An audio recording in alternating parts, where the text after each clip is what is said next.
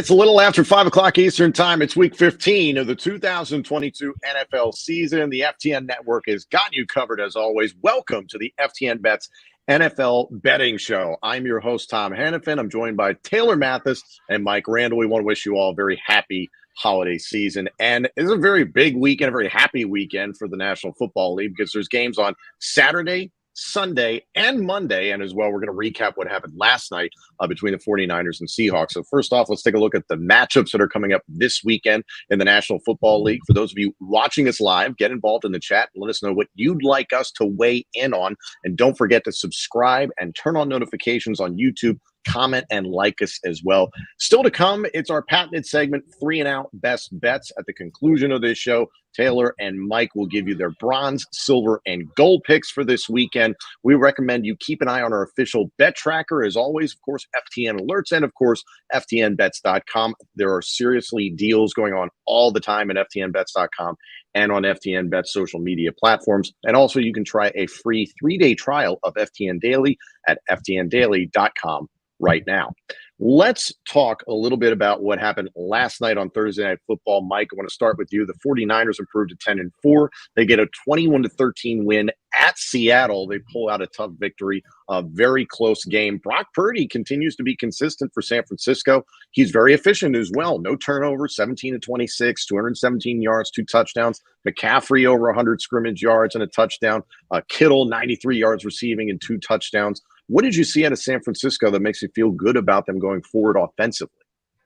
Yeah, Tom, I just think at this point in the year, you're trying to distinguish yourself as a possible Super Bowl winner. And teams that are Super Bowl winners are not going to lose this game, and they're going to win it from start to finish. And even though it was on the road, and even though you saw a frisky line with 3.5 for Seattle, they took care of business. They got up early. Shanahan, brilliant coach. He's one of a handful of coaches that really makes a difference. That game plan was designed for Brock Purdy. He started like 8 of 8, 9 for 9. They did a double move there and hit Kittle right down the middle of the field. So to me, as much as Pete Carroll's been great and Geno Smith was like a dark horse MVP candidate about 5 weeks ago, it just separates San Francisco, and it's why they're so tough. We've seen them on the road in the playoffs. They have McCaffrey now. They leaned on him against a poor run defense, and the Niners got to win. Road wins in the division, never easy. Taylor, Mike mentioned Geno Smith. This was a difficult loss because San Francisco obviously clinches the NFC West. Seahawks are still in the hunt. San Francisco, it looks like, uncovered something, or maybe not really uncovered anything earth-shattering, but they revealed that if you can make the Seahawks one-dimensional, make Geno Smith be the entire offense and limit them on the ground, you can beat Seattle. Do you see that being consistent going forward? I do. I like what Mike had to say really more about the 49ers than the Seahawks. I mean, moving forward, realistically, in the NFC as a whole, the Seahawks probably aren't going to have enough to get them on a roll to make it to the Super Bowl. The 49ers, on the other hand, I feel like what they're doing with Brock Purdy, it's showing that he could be the real deal. And it seems like every time they have somebody go down injury-wise in their offensive lineup and scheme, they find another guy who's just going to come in and fill those gaps and holes, and it seems to work out really well.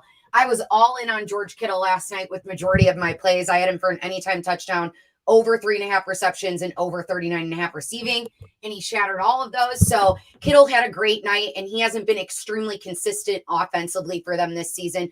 So whenever other players need to step up, they seem to be doing it. I think the 49ers are rolling right now. The Seahawks, on the other hand, I think we're seeing them now lose 5 of their last 6. Things just haven't been looking as great for them. I don't know how much they really have to go heading into the playoffs. Yeah, right now they're narrowly sitting at that 7th seed in the NFC playoff hunt, and you've got the Bucks and the Lions somehow nipping at their heels. I wouldn't be shocked if you saw Detroit get into the playoffs. They've been on that good of a roll. I think so too. I'm very impressed by the Lions. As I mentioned, there's games on Saturday, Sunday, and Monday this weekend. I'm personally thrilled about it. You've got college football bowl season is already underway. I think the Cure Bowl is going on right now. But tomorrow night, you've got Dolphins at Bills headlining a 3-game Saturday in the National Football League. The Bills are getting -7 at home. Miami's 8-5 coming into this. Buffalo 10-3, an AFC East showdown. Buffalo is tied for the best record in the AFC with Kansas City entering the weekend. Meanwhile, Miami sits alone at 5th overall in the AFC, right in the thick of the playoff race. The Pats and the Jets are in striking distance if they fail. Extremely competitive in the AFC East. Taylor, I loved seeing the rhetoric that came out of Miami this week. Head coach Mike McDaniel with the t-shirt, "I wish it was colder," playing YG at practice and such. And everybody's talking about Miami's going to go to Buffalo. It's going to be cold. Expected snow is going to be on the ground. And Miami is not going to play well in upstate New York. How do you feel about that? Well, I don't know if I'm buying into the whole hype with Mike McDaniel and, him with the swagger at practice and the get us in the cold and all of that. I don't really know if I'm buying into that. What we've seen over the Dolphins in the last 2 games is that Tua Tagovailoa definitely has flaws and their offense is flawed. And if you can stop that pass game, they don't have a lot when it comes to the run at all. They haven't been great against the 49ers. They weren't great against the Chargers. And now they have another tough task against the Bills, who have won 4 straight. The Bills are rolling. Miami's really on the opposite side of that. And like you said, the AFC East is just so competitive right now. The Jets and the Pats right on their heels. Do I think that Miami could slide away with another second win this season against Buffalo? I do. I think it could be close, but I still think that Buffalo is going to get the win. Well, I guess tomorrow now, Saturday. Yeah. I was going to say this weekend, and I was like, oh, it's Saturday. Yeah. I know. It's absolutely bizarre with the holidays here. Everybody's kind of winding down mentally anyway. So one thing, Mike, I look at this. Buffalo, very good against the run. Miami, not great running the football. Jeff Wilson's been obviously out of the lineup for a bit. Raheem Mostert has had good spurts, but they can't seem to get anything going. What's the likelihood that that passing game of Miami actually sticks despite the weather and this turns into a shootout? Yeah, well, they're going to need that because Buffalo's going to score. And Taylor brought it up. You put that shirt on. Thank you, Mike McDaniel. But you put that shirt on, then you have a long sleeve shirt underneath. Okay, so let's not go, let's not make it seem like you're prepared for the cold. What concerns me, Tom, is that Tua Tagovailoa now has been exposed. He was scalding hot. He had a great game against Baltimore early in the year, brought him all the way back. But the last 4 weeks, completion percentage, 78, 61, 54, and 35. And the last 2 weeks, they've actually gone against some of the top defenses, San Francisco and the Chargers. What the teams are doing now is they are taking away the middle on the speedsters, Jalen Waddle and Tyreek Hill, and they are making Tua throw the deep ball down the sideline. He could connect for one with Tyreek Hill. I get that. But this is an elite Buffalo pass defense. This is a motivated defense that's really ready to show up because they should have gotten the win at Miami. That's when Ken Dorsey took the headset off and was throwing it all over the place in the press box. They want this game badly. They outgained the Dolphins on the road there in Miami, and now they're home. We're talking about snow here on the East Coast. I think they have their hands full in this matchup, and this line is now around 7.5. Really something I'm looking at, not only straight up, maybe a teaser as well. Tua really is going to have to show that he is doing things differently than he did the last few weeks on the road in bad conditions when teams are taking away the middle of the field. That's a lot of obstacles to overcome. And on top of that, this is virtually a must-win for Miami because there's 4 teams in the AFC at 7-6 behind Miami. That's Tennessee, New England, the Chargers, and the Jets. And 2 of those teams are within your own freaking division. So there's a ton at stake, obviously, for Miami. Let's get to the Sunday games. And every time Taylor's on here, I just have to talk about the Cowboys. And frankly, this is a really interesting matchup altogether. The Cowboys are on the road at Jacksonville. The Cowboys are favored by 4.5. This is on Sunday afternoon. Dallas 10-3, Jacksonville 5-8. The Jags have won 3 of their last 5. Meanwhile, within their own division, the AFC South, the Titans have lost 3 straight. So all of a sudden, there's a glimmer of hope in the awful AFC South. Taylor, does a young Jags team with something to play for make this more interesting, especially with it being a home game for Jacksonville?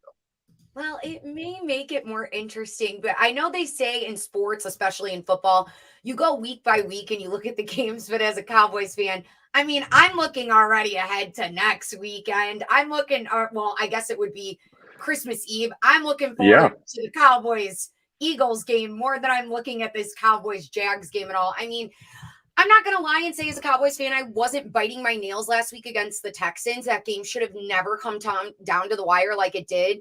Dak did not look great. You can't have 3 picks in a game, especially against the worst team in the entire NFL like that. That's where I always worry as a Cowboys fan. There's just that one game that really makes you scratch your head. That was that game a little bit for me. Thankfully, we came away with the win at the end. I could see the Jags keeping things close. I like Jags +4. I would take the points there. Do I think the Cowboys come away with the win? Yes. Am I more excited for the next game against the Eagles? Definitely yes. That is what I'm looking forward to, and especially with all the drama surrounding Micah Parsons and Jalen Hurts right now, it's intriguing me even more for that upcoming NFC East divisional game between those two teams. I agree with you. I'm going to probably be ignoring my family on Christmas Eve because that game is at like 5 o'clock. So yes. I probably won't eat. I won't eat dinner maybe till 8 or 9. I don't really care. That's a great game. Mike, just a quick thought here on Jacksonville. All the reasons that Taylor just threw out there. Dallas, for the most part, they've won 4 straight, 6 of their last 7. They're trying to keep pace in the NFC. Philadelphia is 12-1. They've clinched a playoff berth. Dallas tied for the second best NFC record in Minnesota. Is Dallas just gelling at the right time that any momentum Jacksonville's built up really just doesn't matter?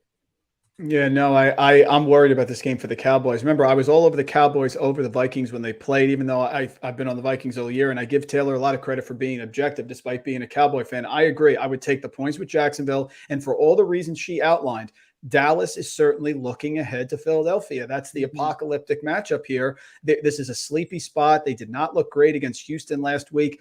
Remember, if Jacksonville wins this game and Tennessee loses, then Jacksonville wins out and wins the division because they already beat Tennessee and they play Tennessee at home to end the season. So Jacksonville is still thinking about the playoffs. They're still thinking about winning the division. They are going to give a big effort here. They have a very strong run defense. Dallas is going to have to beat them through the air, and Dallas does have some injuries on the offensive line and in the secondary as well. So the line has dropped because the money always comes in on Dallas, bets and money, but I am worried here. I'm on Jacksonville in this game. I think they're going to show up big time. For Cowboys at Jacksonville, I recommend people, if you want to just spice it up a little bit, Ezekiel Elliott is getting anywhere from +400 to +700 to score 2 touchdowns at Jacksonville. Now, he has at least 1 touchdown in 6 straight games. Jacksonville has allowed the 7th most rushing scores to backfields this season and has allowed at least 1 rushing score in 4 of their last 6 games. So if you really want to go for it, that could be a lot of fun, and that could help you out with your holiday shopping. Just think about it. Let's stay in the NFC East, and I want to jump quickly to this game is the Sunday night football matchup, but I do think it's important to stick with the NFC East here because while the Eagles are flying high, you got the Christmas Eve matchup coming up with Dallas and Philadelphia.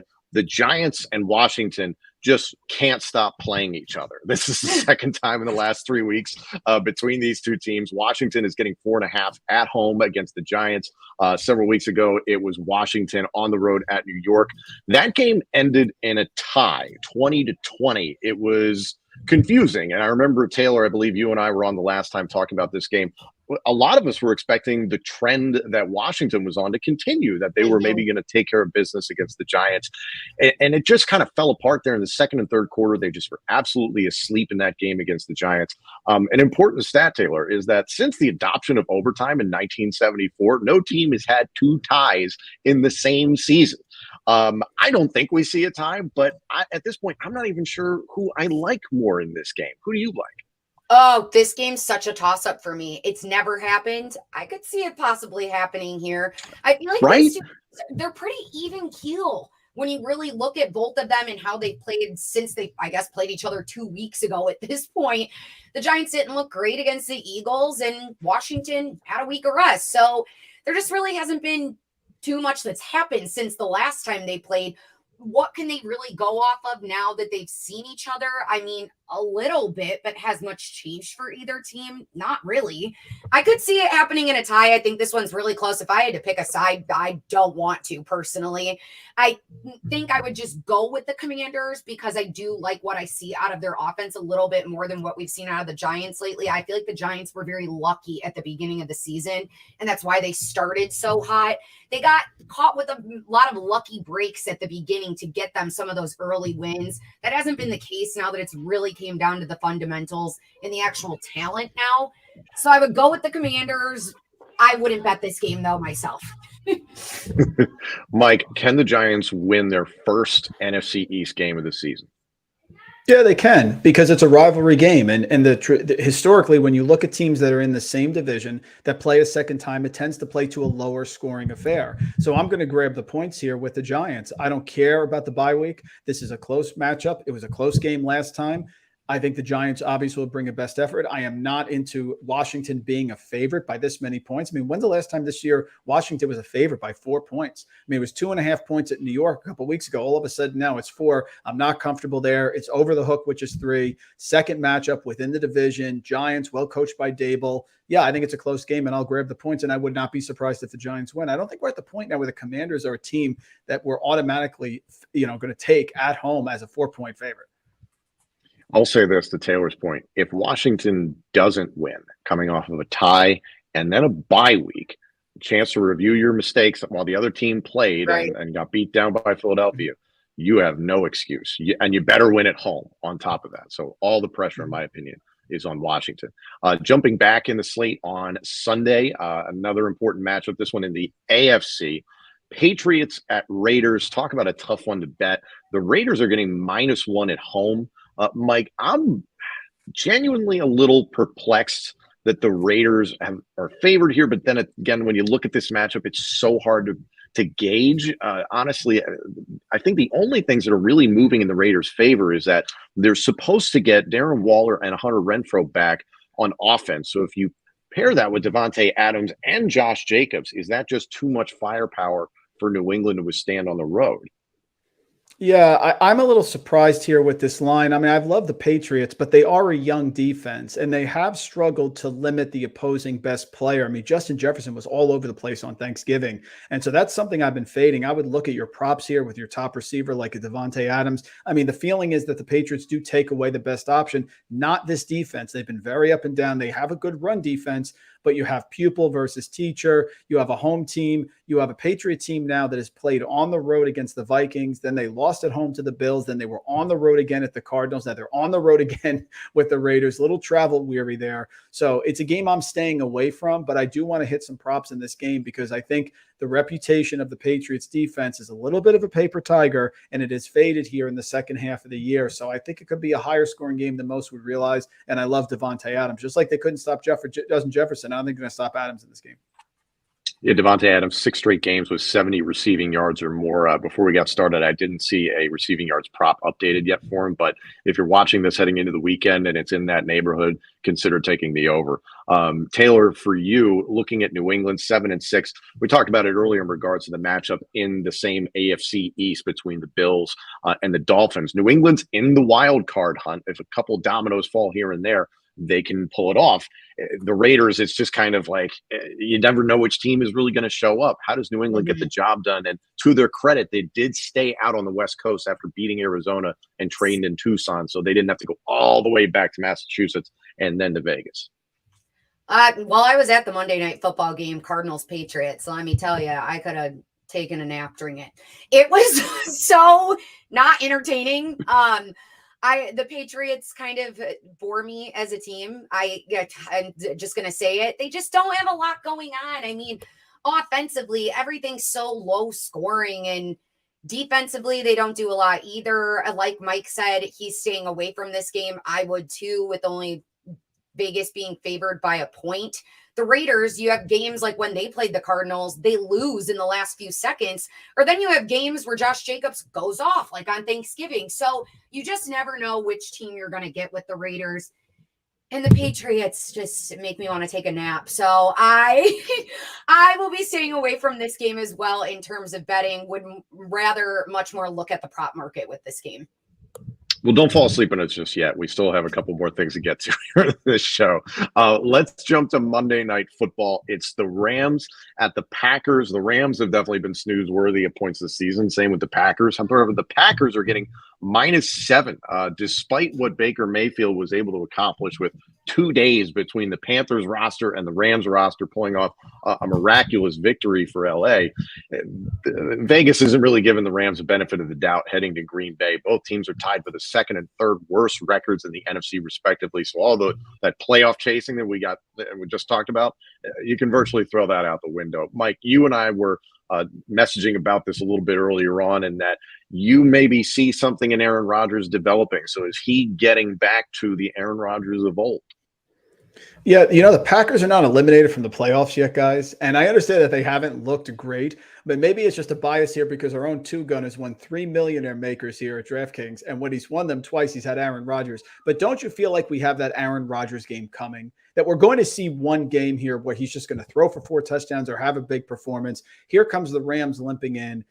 I don't know. It's just at this point, it's a big number. I get that. And with a team that's 5-8, I understand they're home. You're saying, what, you got to be crazy. I just feel like the Aaron Rodgers game is coming. I really do. And I think at some point their defense has not shown up, but they're playing an offense here that is struggling, certainly doesn't have many of their key players. If there ever was a spot, this is going to be it. And I just think Rodgers is a competitor. He's a future Hall of Famer. They're still technically alive in some way. I think we get a big performance here, especially if some of the chips fall where they may. You see Detroit losing. You see like a Carolina, Atlanta lose. Like, who knows? I think we've always seen that Aaron Rodgers performance, and I don't see a reason why we can't get one more here before the season's over. And beating the Bears always seems to reinvigorate Aaron Rodgers. It's literally his favorite thing to do. So maybe that does spark something. Taylor, the Packers defense, flipping sides of the ball, 5th against the pass. Meanwhile, the Rams are 25th in passing offense. Does the Mayfield magic continue? It could. And I was actually going to say, I don't know if I can agree with Mike on this one because, yes, Aaron Rodgers is a competitor, but so is Baker Mayfield. And we saw that in Thursday Night Football last week. And it's really hard to look at pass numbers when it comes to the Rams because of how many changes there have been at quarterback, as well as having Cooper Kupp out. That doesn't help their receiving core either. Baker Mayfield, I think, could continue the magic. This is his last chance to really prove himself as an NFL starting quarterback. If he wants to up his stock for going into the offseason as well, he's got to keep winning football games. I'm interested to see how Baker Mayfield does, and I'm hoping that maybe that win that he got the Rams reinvigorated this offense in that team a little bit to stay competitive and keep this game close between Aaron Rodgers and the Packers. The oldest adage is if you want to help out your quarterback, run the football well. Now, the Rams are 30th in rushing offense. However, Cam Akers, who's been in and out of the doghouse in LA, has kind of come on a little bit as of late. He's currently getting plus 130 on FanDuel to score a touchdown against the Packers. He's got 3 TDs in his last 2 games. Green Bay's 30th against the run. And if the LA Rams commit to it, maybe that helps out Baker. So we'll see. Let's get to our... I got to say something. I swear, though, when books give those opt-ins, like, do this and you'll get a huge added bonus, they know something. I swear, because they never hit. So that makes me think Cam Akers is not scoring a touchdown this weekend. No, but we'll see. I think there's a chance. Let's talk about our 3-and-out best bets. It's time for that segment of the show. Taylor, I want to start with you, and it's in relation to the matchup that we talked about that's going to be, again, on Saturday night. Bills versus Dolphins. That's in Buffalo. Yes, my bronze pick is going to be Dolphins, Bills. Miami is on a 2-game skid. They dropped a second in the AFC East behind the first place Bills, who have been on a high, winning 4 straight. And the Fins normally have a very dynamic pass offense like we talked about, but it's been very quiet lately. And I'm going with Dolphins receiver Jalen Waddle on his under 4.5 receptions. This is at plus money right now on most books, sitting around plus 100. Waddle over his last 5 games is averaging a little over 3 receptions. And this is a game over his last 2, he's only combined for 3 catches. The weather, as we spoke to earlier, too, is a huge factor for me in this play. They're expecting snow in Buffalo. Waddle has never played in snow in his entire career. And on top of the elements making it more difficult to catch the ball, his freaky fast speed may be slowed down on the field as well because of the snow. And on top of that, any deep threat opportunities that may be coming from Tua will be limited. Plus, earlier this season against the Bills, Waddle only had 4 receptions, so he went under this number without the weather as well. So I'm going Waddle under 4.5 receptions. The snow could be a factor. An SEC guy played at Alabama, then goes to Miami. Just not too many opportunities to play in that type of situation. Mike, in regards to your bronze pick, we've talked a lot about teams with playoff aspirations. That is not the case for the Chicago Bears, who are mathematically eliminated, but you still like a prop for their quarterback. Yeah, it depends on how you think this game's going to go. But either way, I think we're going to get this one. I'm going with Justin Fields in this matchup over 66.5 rushing yards. Fields, the last 6 weeks has been fantastic. QB5, QB5, QB1, QB1, QB7, QB5. The only reason I made this the bronze pick is because I'm a little concerned that there's a rumor that he was under the weather and there's sickness going through the Bears locker room. But if this game's a blowout, they're going to give Fields tremendous area middle of the field to run and try to get them back together. And if the Bears somehow keep this close, it's going to be because of Justin Fields. And I don't think it's going to be because of his arm. You're dealing with an Eagles team that over the last 5 weeks has allowed the 6th most rushing yards to opposing quarterbacks. And over the last 3 weeks has allowed the 5th most rushing yards to opposing quarterbacks. They have a phenomenal secondary, but you can run on them. And I think Fields is going to have a lot of design runs. 66 is a number he should have no problem cresting here. Over the last 7 weeks, 88, 82, 60.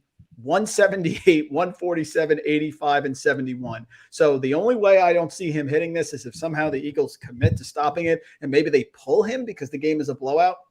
I think the Bears keep it close at least for a half. And so the bronze pick, only because of the sickness that's going through the Bears locker room, is going to be Fields over that 66.5 number.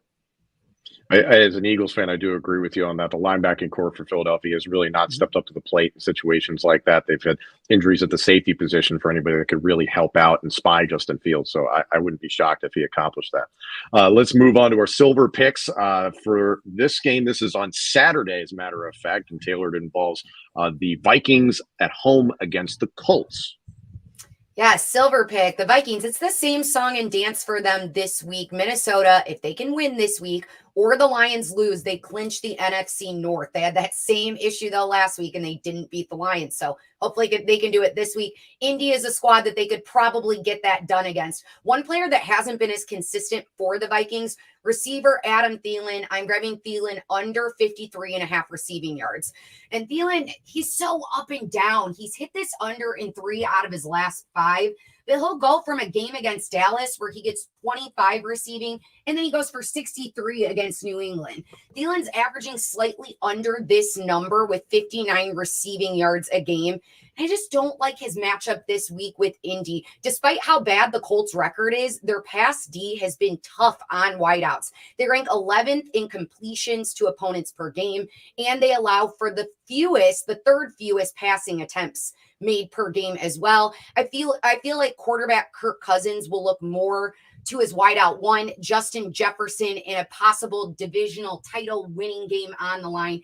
And they'll lean more into that run game because the Colts rank bottom 15 in stopping the run. So I look to the Vikings running back Delvin Cook to go over his rushing yards and an anytime touchdown for him. But for the silver pick, I'm going to go Thielen under 53.5 receiving yards.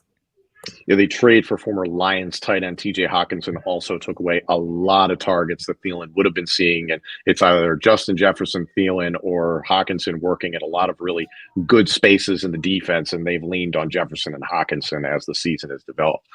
Mike, for your silver pick, let's stay within this very same game.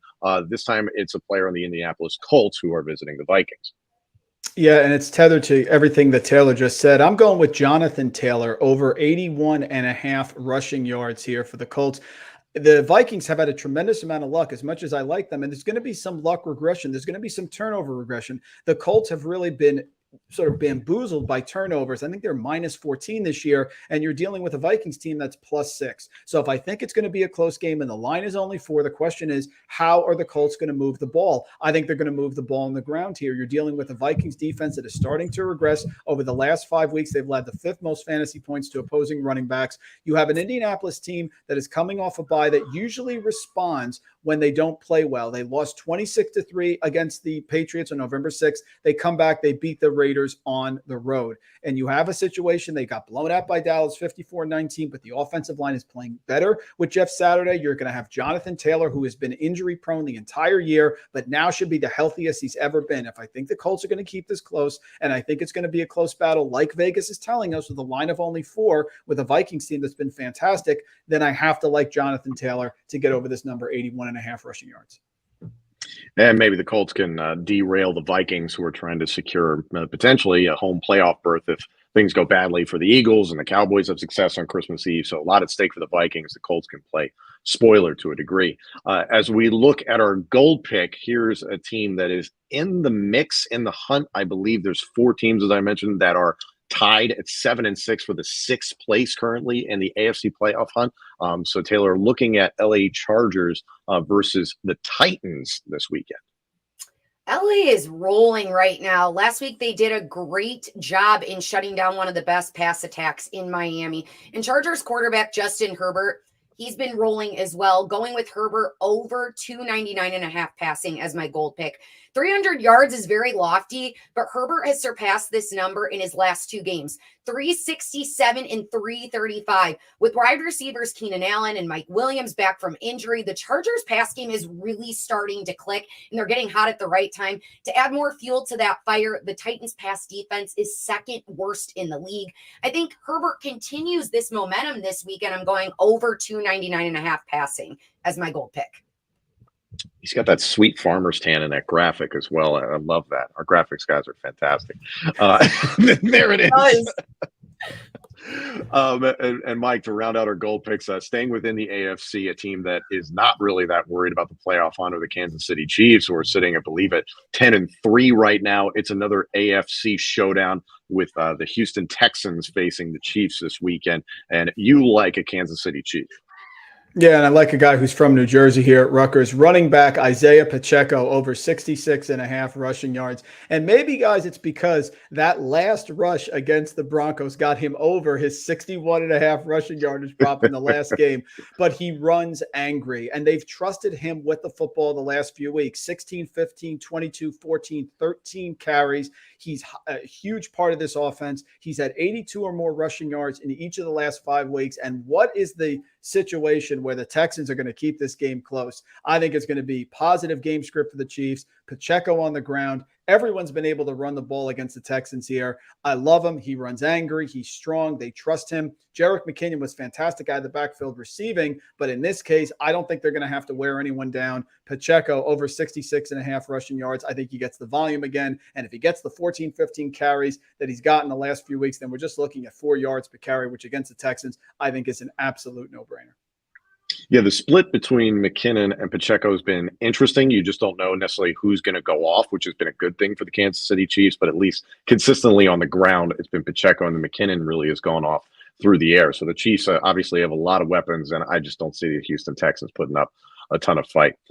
Taylor and Mike, thank you so very much for joining me here on this. Enjoy your weekend. Happy holidays, everyone. We will be back this coming Friday to preview the entire Christmas weekend slate of games, and hopefully we'll be rolling into Christmas Eve where Taylor and I won't be at each other's throats. It'll be the holidays, even though it's Cowboys and Eagles. You know, we're all going to try and get along. So I'm looking forward to that. Guys, thank you so much for joining me, and thank you all for tuning in. We'll be back next Friday for the FTN Bets NFL Betting Show.